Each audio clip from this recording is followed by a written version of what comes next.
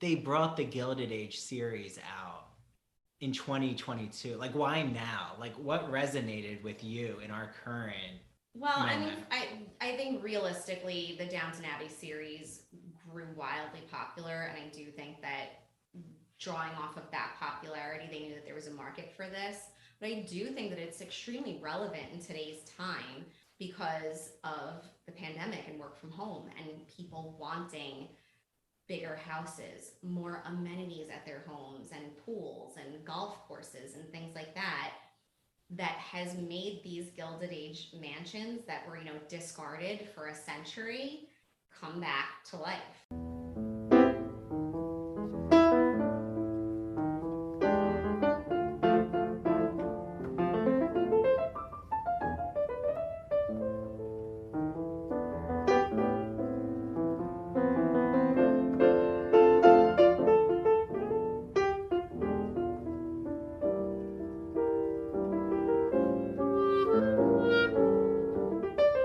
Hi, everyone. Happy Friday. Happy belated July 4th to you all. I'm actually recording this on July 4th. I had a really lovely time at the beach. I even got a Mr. Softy waffle cone with rainbow sprinkles and twist soft serve. It was delicious.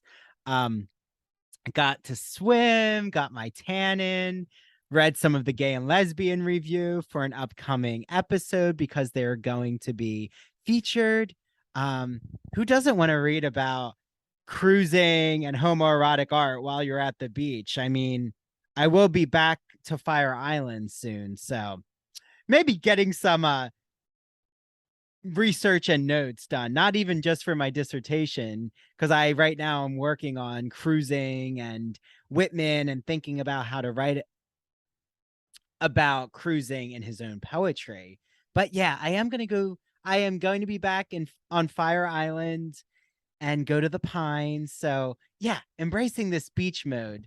And I really love that I have a beach that's right near me. So shout out to Long Island. Shout out Long Island. Love the beach lifestyle. But I hope all of you just had a really, really restful, relaxing, hopefully grounding and empowering time with friends, family, yourself. Self-discovery is important. So okay, all the 4th of July things are out there.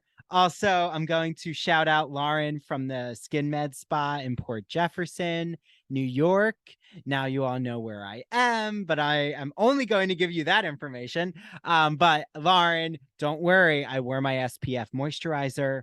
PSA, wear the SPF moisturizer, everyone, and put on sunscreen. Okay. So today's episode is just so exciting. It is Television Corner. It's the inaugural Television Corner, which means that we're doing a deep dive of the Gilded Age series on HBO Max. You do not have to have watched the Gilded Age to get a lot out of this episode. Actually, I hope that it convinces you to get that series playing on your TV and computer right away. So HBO Max, I just did a plug for you.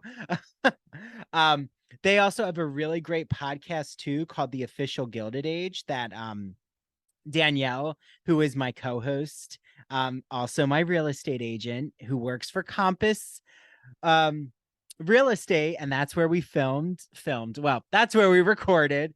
Um in Garden City. So thank you to Compass. And if you ever are on Long Island, Garden City is such a cute village. Okay. I am Long Island's tourism spokesperson. Uh, I really was so excited to record with Danielle because this is the first ever in person episode that's been done, and I think you'll really tell that there's so much energy between us in our conversation. We also had just come from the Nassau County Museum of Art to see Impressionism art that was there. Now there's a really cool supernatural exhibit that I haven't seen yet, but I know I'm going to see it soon because part 2 of this episode is going to be filmed in the Nassau County Museum of Art. Spoiler alert, there's a part 2. It's going to come out in August. I'm going to be joined with, hopefully, Dr. Charles Riley, the director of the Art Museum, and also Alex Macaro, who is a curatorial intern. And I can't wait to meet Alex. We have a lot of similar interests with my literary queer art, queer literary discussions that I bring up. But also, I know Alex is interested in so much of, I'm not sure about queer art, but I know Alex is really intrigued with how literature and art intersect. There we go. Finding words. Maybe this is my beach brain. Okay. But can't wait to bring you all that.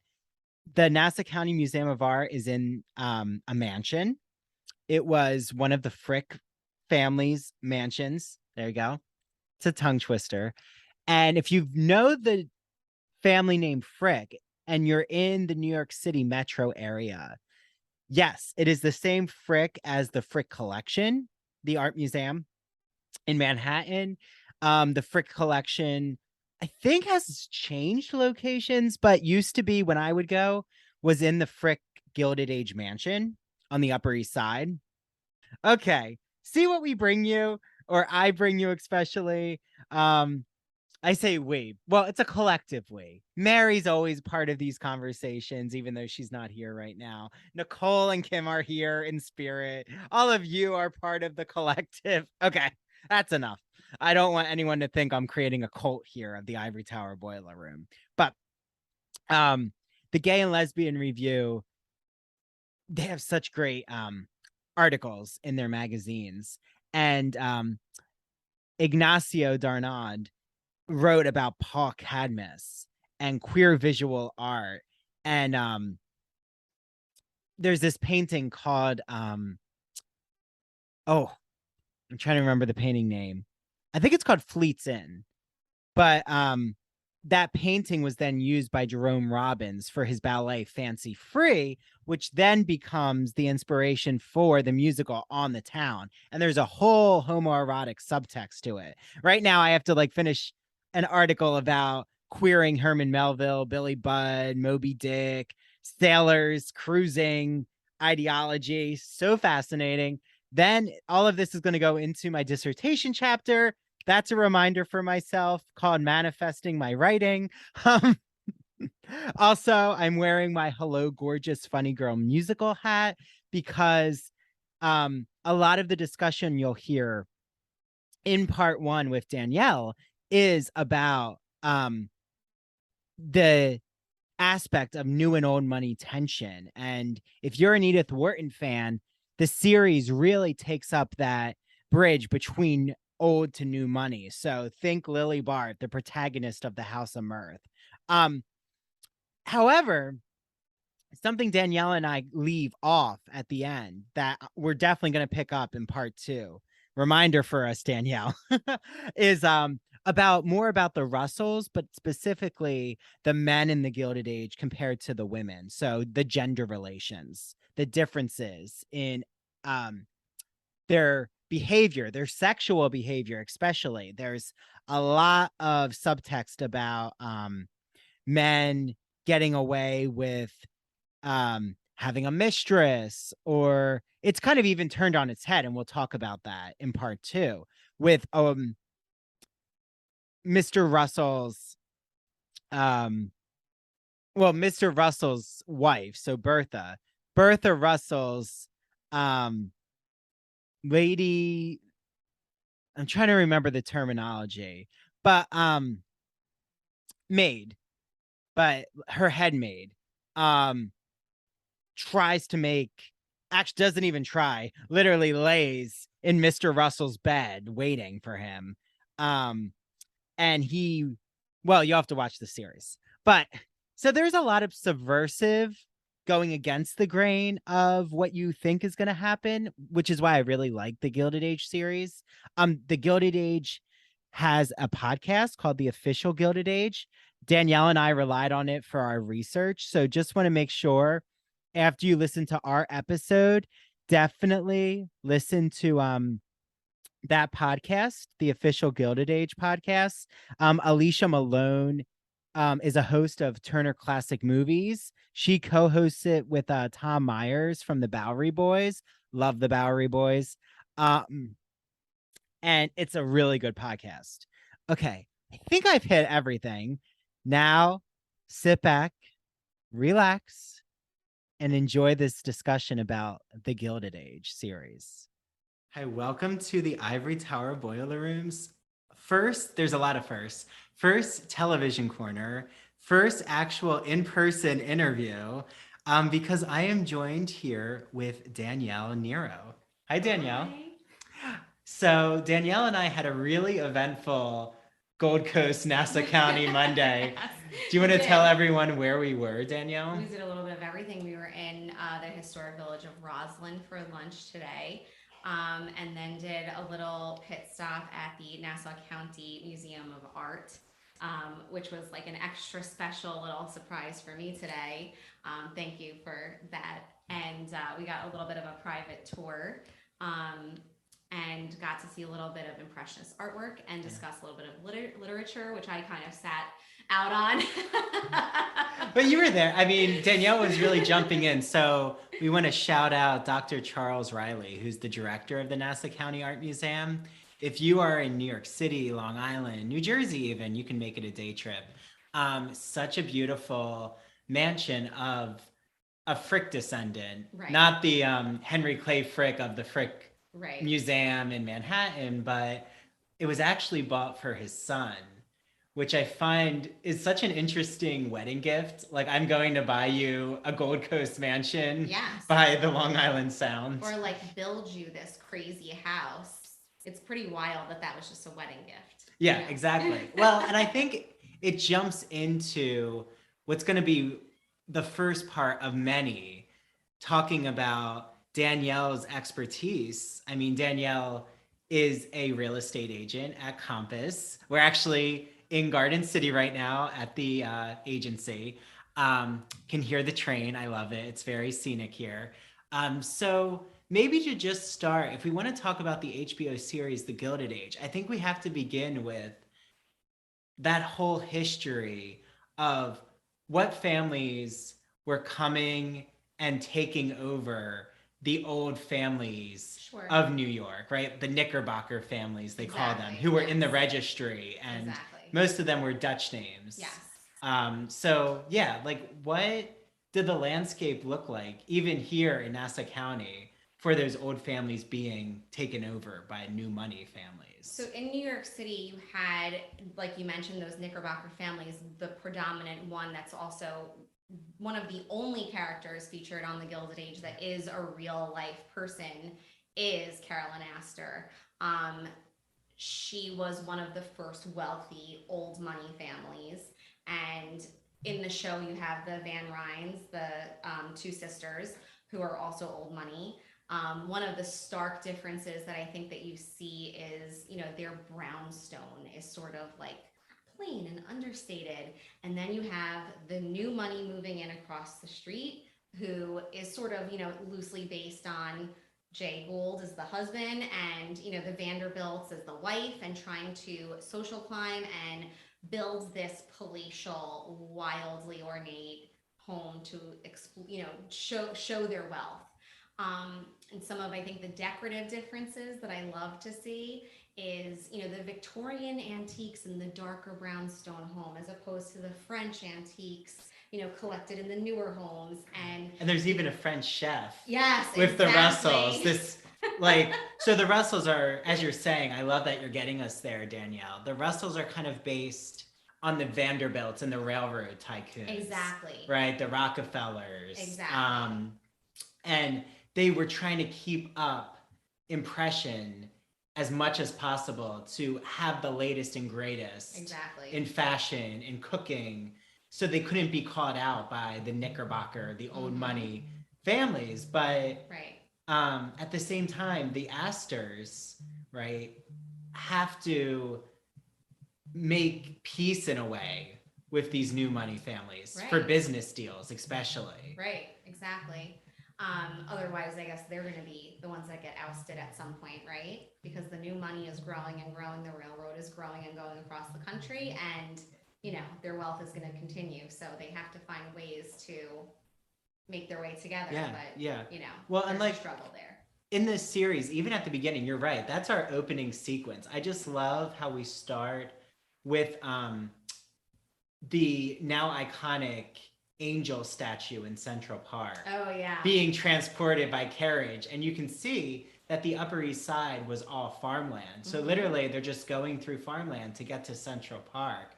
And I remember having toured, I don't know if I remember the name of it, but there's a farmhouse still in the Upper East Side. And it's from the colonial period before the Revolutionary War, when the Upper East Side, both sides, the West and the East, were just all farmland.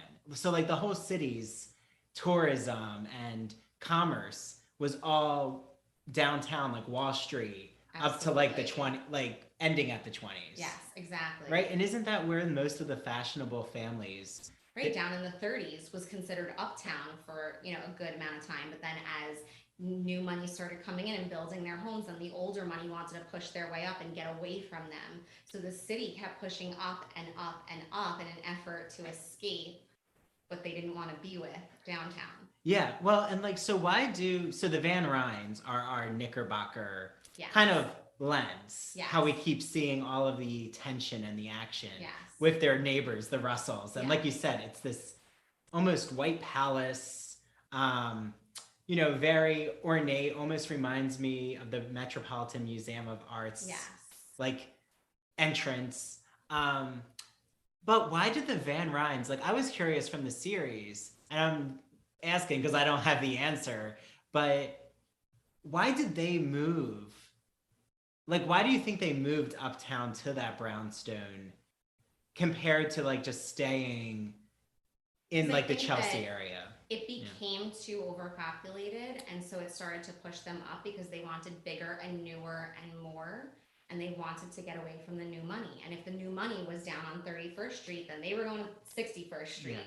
So I think that that's how the city got pushed up like that. Yeah, and I think what's hilarious though is they can't escape No. the new money trying to push in, because the new money is going to follow those old money families Right. to try to get into society, right? And I think our biggest tension comes from the opera house and the boxes of the opera house. I don't know. That was a storyline I really was drawn to, was like, how are the new money families going to try to buy their way into these opera boxes? Right. I mean, if you think about it also, just thinking about like if the Russells would have gone uptown first, who would have followed? Yeah. They need to follow that old money. They have to do what they're doing, and they have to make sure that they don't misstep, and that was something that we were discussing earlier about the daughter coming out and all of that kind of thing, and not doing it too soon, because she had to make sure that if she brought her out at her ball, it wasn't going to be a no-show. Yeah, exactly. Well, and that's why Bertha, remind me again, the daughter's name. It'll come to us. Yeah. But Bertha has a daughter who, like Danielle's saying, is going to come out to society, right? And like coming out as a young woman then meant that you were on the marriage market. Yes. Right? And Bertha is so nervous to bring her daughter out until she can make an actual old money connection. Old money match, not just a wealthy match, No. but an old money match. Yeah, because like her daughter will have so many opportunities to find a wealthy husband. It's not about just the money, it's about the name Exactly. of the family. Exactly. Yeah, and I mean, I felt for the daughter a lot because She I was felt like so she wanted to desperate be independent. Yes, she was so desperate to be in that social circle. Yeah, well, and right before I hit the record button, we were talking about how the scenery is represented, right? So we have, those brownstones, but like in the interior, what might not seem, Yes. what might not seem ornate is actually an illusion, because the interior is really ornate with how the Van Ryns are living. Like they still have, chefs. They have a chef. They have Exactly, cooks. yes. They It have is not the simple life housekeepers. inside. Exactly. Yeah. They have an entire staff. They have, antiques on antiques on antiques. It may be different from what they have across the street at the Russell's house, but it is certainly a level of wealth that they just think is better. Yeah. And I mean, why do you think they brought the Gilded Age series out in 2022? Like, why now? Like, what resonated with you in our current Well, I mean, moment? I think realistically, the Downton Abbey series grew wildly popular, and I do think that drawing off of that popularity, they knew that there was a market for this. But I do think that it's extremely relevant in today's time because of the pandemic and work from home and people wanting bigger houses, more amenities at their homes and pools and golf courses and things like that, that has made these Gilded Age mansions that were, discarded for a century come back to life.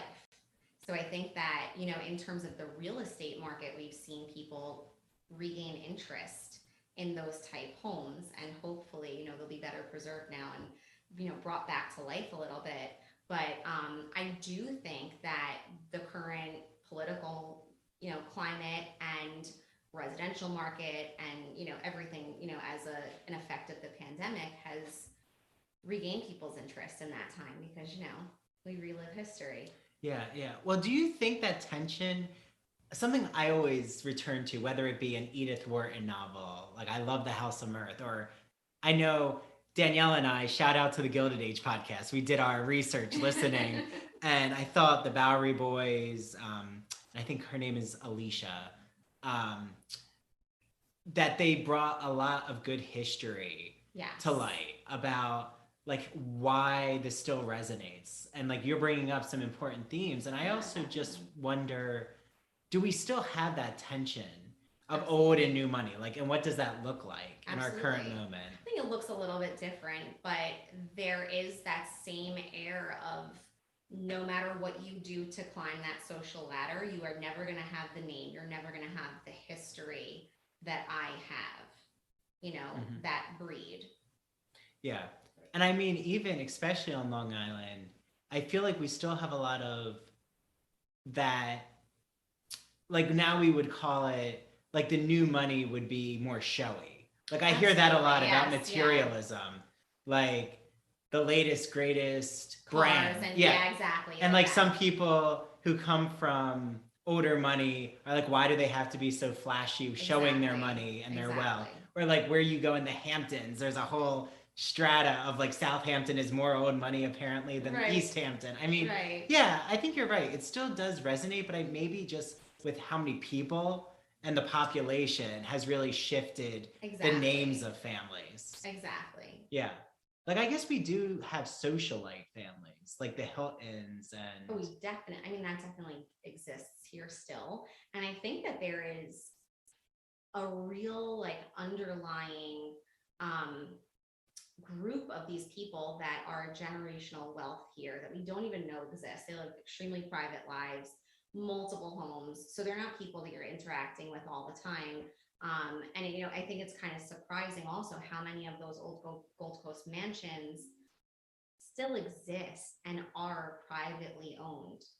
We wouldn't, you wouldn't necessarily move in the same social circle as some of these people, but they're still here. Yeah.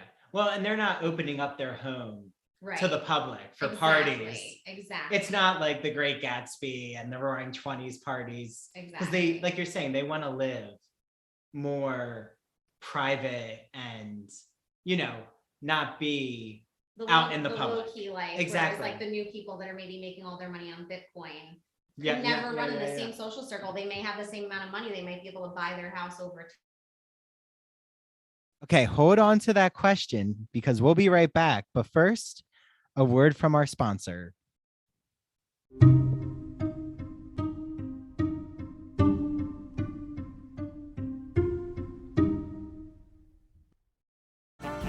This episode is brought to you by Snapple. Welcome to the Snapple Market Auditory Experience. Close your eyes. Imagine you're walking into your neighborhood store. You make your way to the back and reach for your favorite Snapple flavor. You can't wait. You take a sip. Whoa, that's a lot of flavor. What flavor are you holding? Now open your eyes and check out Snapple.com to find ridiculously flavorful Snapple near you.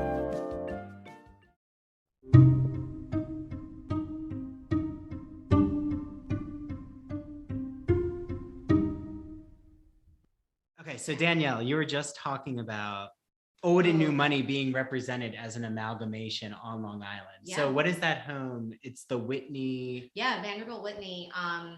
It was one of the daughters. Her first name is escaping me right now, but she had a Fifth Avenue arts. She had an art studio in the city, as well as, you know, one of those palatial mansions on Fifth Avenue, and then had done this home out here that is just so super cool. And I have to give a shout out to Paul Medeunis, who is from Douglas Elliman. He's the listing agent on that home. It is just a super cool house. Yeah. Like I said, she was an artist and has like these oculuses Wow. in the ceiling, and it lets all this cool light in, and, you know, the artwork on artwork on artwork, which was, you know, such a thing of the times. Yes. But then when you combine that with the fact that the person is an artist, I think it just created this really super cool house with, you know, mosaics and very cool staircase. And what town is this in? That's in Old Westbury. Oh, okay. Yeah. Okay. Well, and something that was interesting, I think, in the series is how much of it is Newport based. Mhm. Or actually, I think Newport is the only place outside of Manhattan that we actually see Right. in this like exactly. fictive world, not in the shooting locations, right? Exactly. Because like Danielle and I know from their Gilded Age podcast that so much of it had to be shot, Yeah, in different locations. yeah, like upstate New York, to try to like recreate the blocks as they would have Yes. looked, or the pandemic restrictions, they were able to actually shoot in upstate New York. Yes. But yeah, I don't remember, but Long Island was such a popular, you know, second home place. Yeah, for the definitely. elite. I think when travel maybe wasn't as easy as it had started to become with the railroad and, you know, and so on, I think obviously Long Island being, you know, so close in proximity to the city made it an easy retreat for people's, you know, cottage. So Yeah, well, and you know, there is a lot of scenes in Newport, and I actually found the Newport sections to be intriguing because it seemed like it was one of the only times when the new and old money families' children were socializing. So Right. it's like the children's generation, like Caroline Astor, I think, is the daughter, but you know, the Astor children, the Russell children, they were Right. all socializing, and it wasn't a big issue. But like Right. Newport kind of was an escape for them.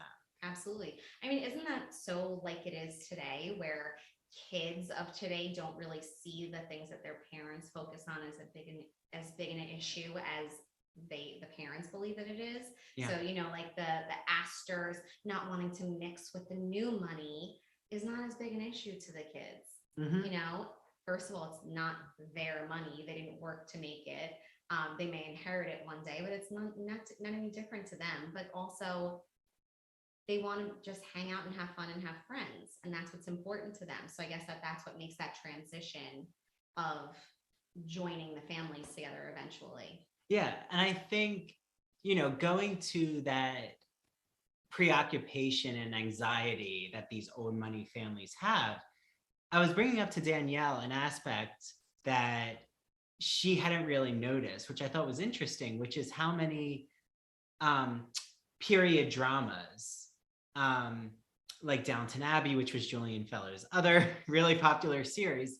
But even anytime they do, whether it be like a Jane Austen adaptation or, you know, period dramas of the Civil War. I mean, we have so many period drama shows. There's always flashbacks, like where I remember always seeing the childhood of Right, one like of the how- central what brought characters. them here, Exactly. sure. And I was saying to Danielle, we don't really get any flashbacks of any of the families. Like we Right. don't see, for example,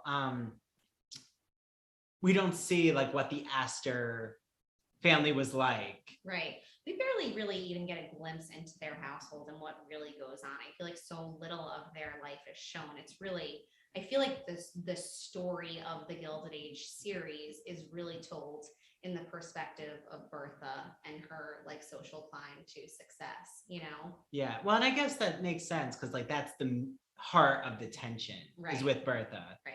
But I mean, also we do get a lot with Marion, and like she's kind of, She's Switzerland. yeah, you're right. She's Switzerland, Yeah. and she's in both worlds. Like at Yes. one point, she is an old New York In family reality, name. She is on her own, penniless. Yeah. So to scorn the people that are, you know, not part of the accepted social culture would be so bad of her to do, you know, Mhm. when she truly, without her aunts, is nothing.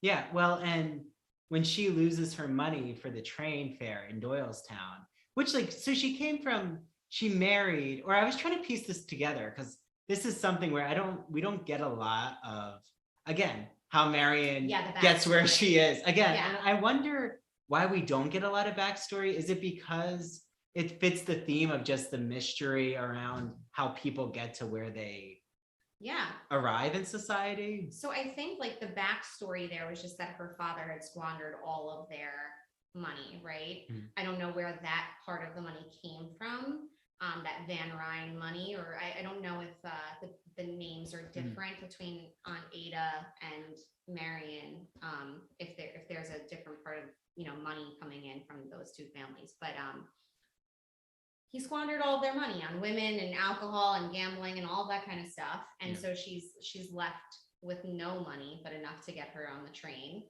right? From Doylestown to New York. Yeah. Um, But and she has to get the money from Peggy. yes, who- when she gets her purse stolen. Exactly. Yeah. Well, and like eventually we find out Peggy is from a very educated Black family in Yes. Brooklyn. But right, Marianne has this really cringy moment where she thinks that she's from like a lower working class Yeah. Black family. And Yeah. actually it's the complete opposite. I actually love that they incorporated that part of like Black history Yes. into this show, because I don't think that it's something that a lot of people know even existed in the first place. And the school that she went to is a real school. Oh, in Philadelphia Yes, we're talking about. yeah. Yes. I just think it was interesting to show that perspective. Yes. But And yeah. that's something we don't get in Downton Abbey. And I Definitely. really wanted a lot more discussions of race and even, I mean, sexuality is kind of touched upon in Downton Abbey with like the I'm trying to remember. I think he's a butler, but there's like a, you know, same-sex relationship. And we do Right. get that in the Gilded Age. I was actually surprised how quickly we get Yeah. a just same-sex right in. relationship. I'm Yeah. like, oh, okay. Yeah. But Yeah. yeah, like going back to Peggy, I agree. I think they do Julian Fellowes did a really good job. And I like remember reading, or when we were listening to the podcast, there's a lot of discussion of bringing on a Black historian. Yeah. And they consulted a lot of different people. And that's the thing where I think the series does really well, Yeah. is they get the history Yes. detailed really well. I really like that as well. Yeah, I Yeah. think they did a great job with that. Actually, you know, we were talking before about Bridgerton just a little bit, and I don't want to dive fully into that because I think that at some point we'll draw some really good Oh comparisons yeah, between yeah. the Because two. we're gonna come back again. Yes, Don't worry, we're everyone. gonna do this again.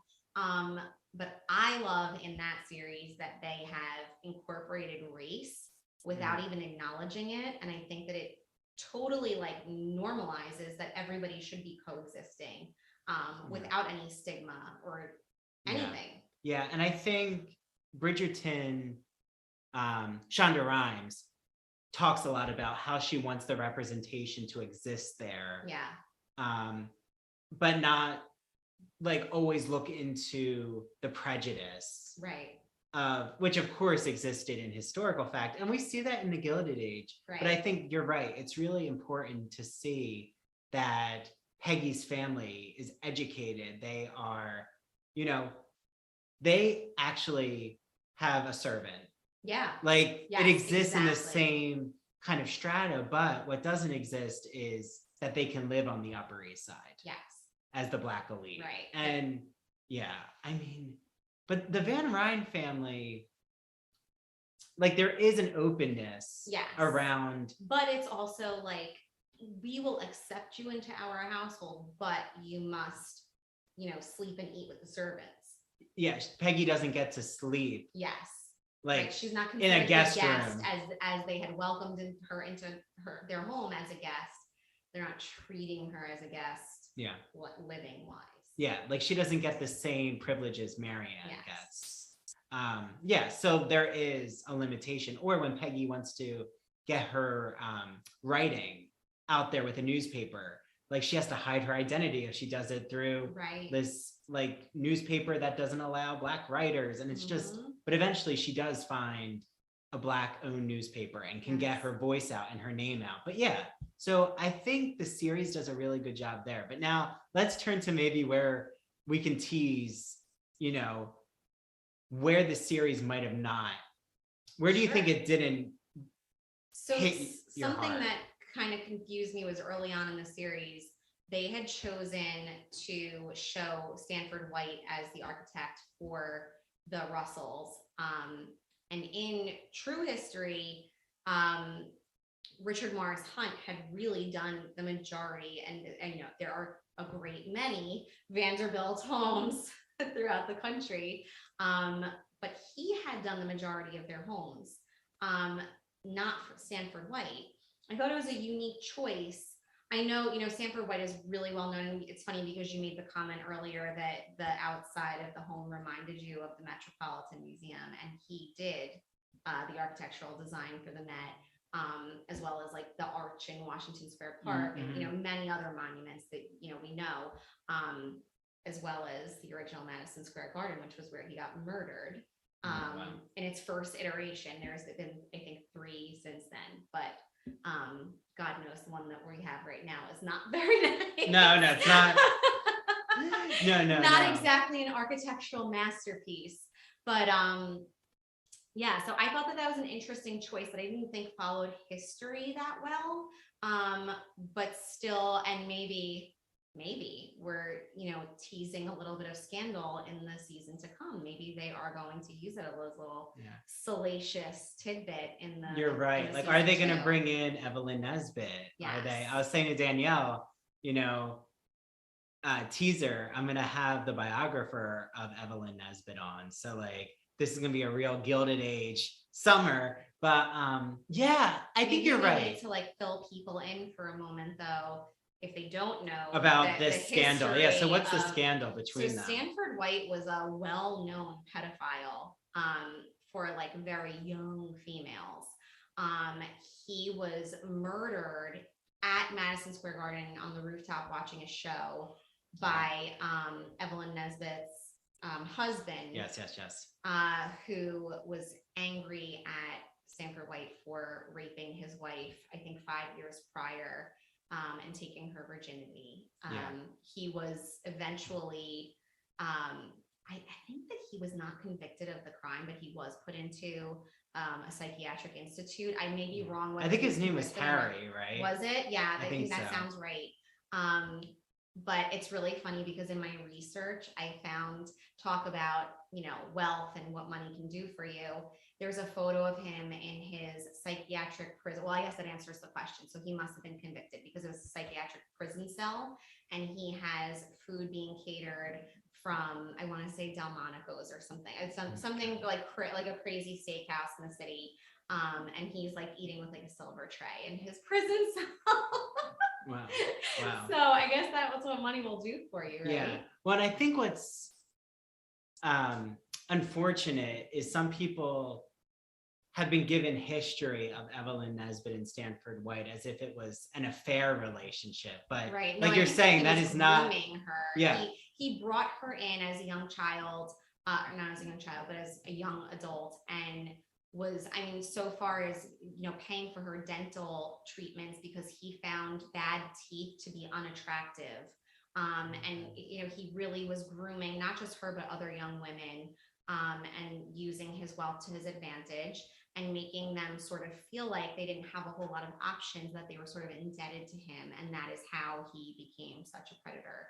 He was well known for having orgies at, his union club. And, that was his,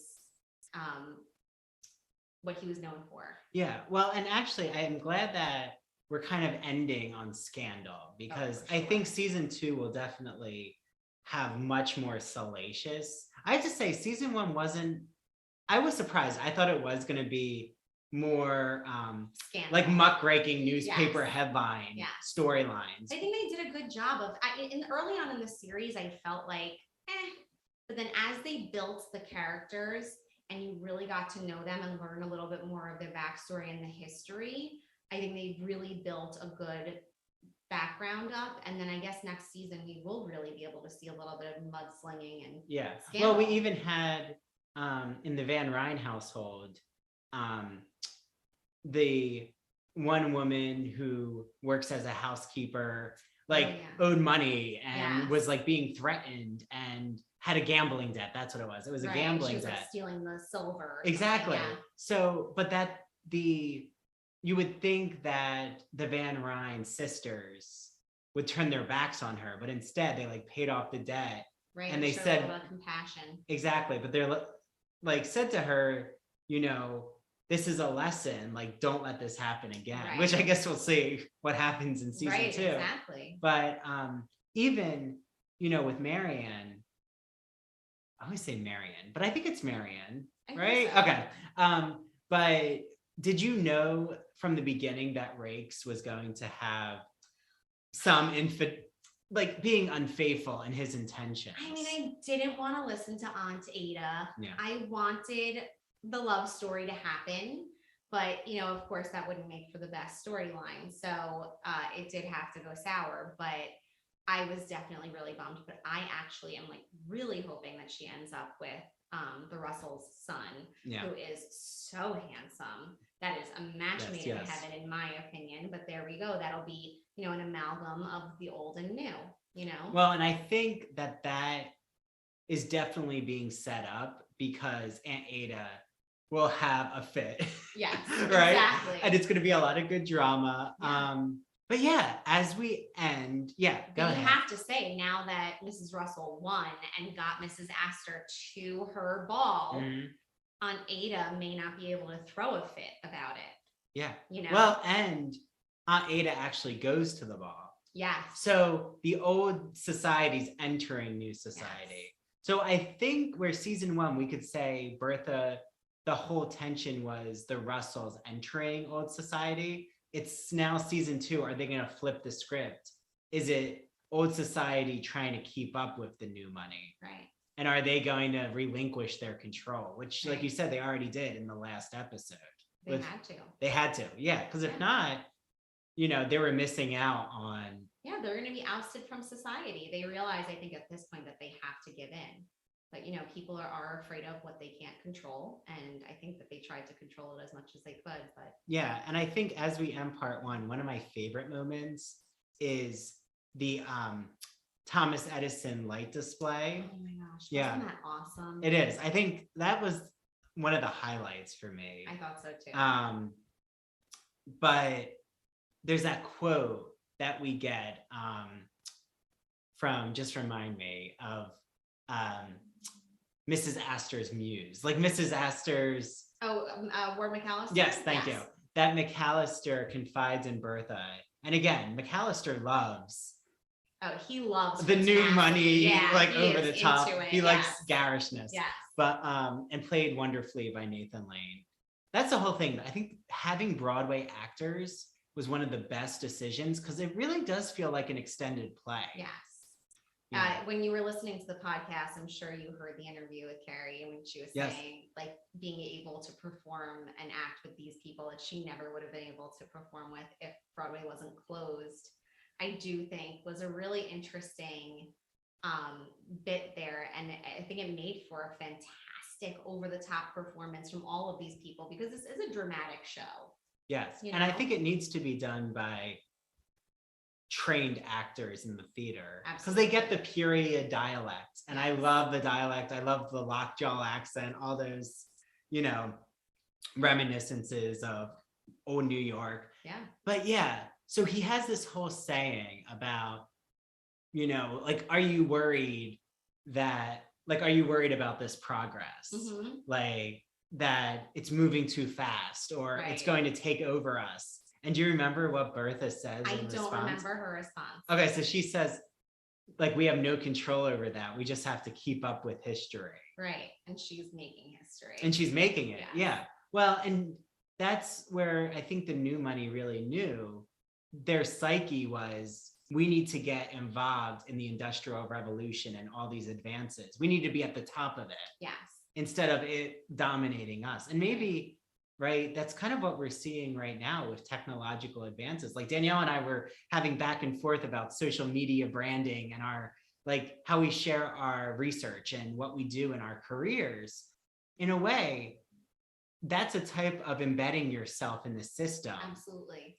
Right? Instead of having disdain and saying, I'm not going to do that at all. Absolutely. Right? Yeah, making your mark and creating a brand and your content. And that's what she's doing as well. Yeah. Well, on that note, Danielle, thank you so much for joining this Thank Gilded you. Age deep dive. Love it. We are going to be back, everyone, with a part 2. I'm not sure where we'll be recording from. We might still be in Garden City, but we'll be in Nassau County.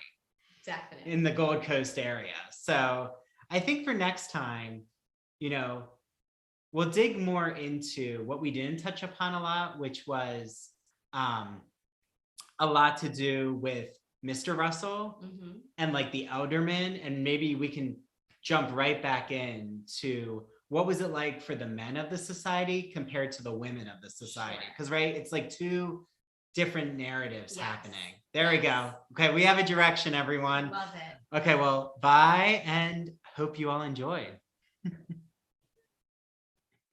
Thank you so much for listening to the Ivory Tower Boiler Room, or True Crime in Academia. Welcome to our summer season. We made it to summer 2022. I am here with Mary DePippi. Hi, Mary. Hello. I'm Andrew Rimby, the executive director. Mary DePippi is our chief contributor. Nicole Arguello is our marketing assistant, and Kimberly Dallas is our editor. So yay, our interns have positions. Okay. Yay. Please follow us on social media. Mary posts so many creative things on her True Crime in Academia. How can they follow True Crime, Mary? At True Crime in Academia on Instagram and TikTok. Okay. And then you can follow the Ivory Tower Boiler Room on Twitter at Ivory Boiler Room and at Ivory Tower Boiler Room on, ready? Instagram, TikTok, and Facebook. Okay. And you can email us. We love to get pitched some episode ideas. So to do that, if you're a publicist out there, maybe you want to get one of your authors on our show, go to ivorytowerboilerroom@gmail.com. Thank you to our audience, to our listeners. We're really excited because we have a lot going on our Patreon. So Mary, do you want to maybe update everyone on our Patreon account? Yes. So aside from the content that we've already been giving you, we will also be having extra special episodes. Specifically for True Crime, I will be having an extra bonus episode every month starting in June. Yay. You can And the only get Yes. that if you are a subscriber. Yes. So patreon.com/Ivory Tower Boiler Room. That's it. Just /Ivory Tower Boiler Room. And Easy. we already have a lot of bonus material. First, there is a full episode with Ursula Klein in our book corners. So you're going to see all of these new special series that are going to pop up in the summer on Ivory Tower Boiler Room. Yes, Mary will do it too on True Crime in Academia. You can listen to a teaser on our podcast, but guess where the whole interview is? On our Patreon. So only not a cup, but a large cup of iced coffee at any of our favorite coffee companies. You only have to pay $5 a month. So please join. We will recognize all of you who join. We'll shout you out during the summer. You can see our video interviews too. And if you want to become an Ivory Tower $15 a month, 3 cups of iced coffee member, you actually will get our tote bag, our t-shirt, There's more. There's more. Oh, our mug. Cup. I'm drinking from our mug. I should, for everyone who will see this, I'm actually holding it up. It's a very cool mug. So we are so excited for all of you to join us this summer. I love hearing from all of you. I know Mary loves hearing from all of you. Direct Mhm. message us. We read them.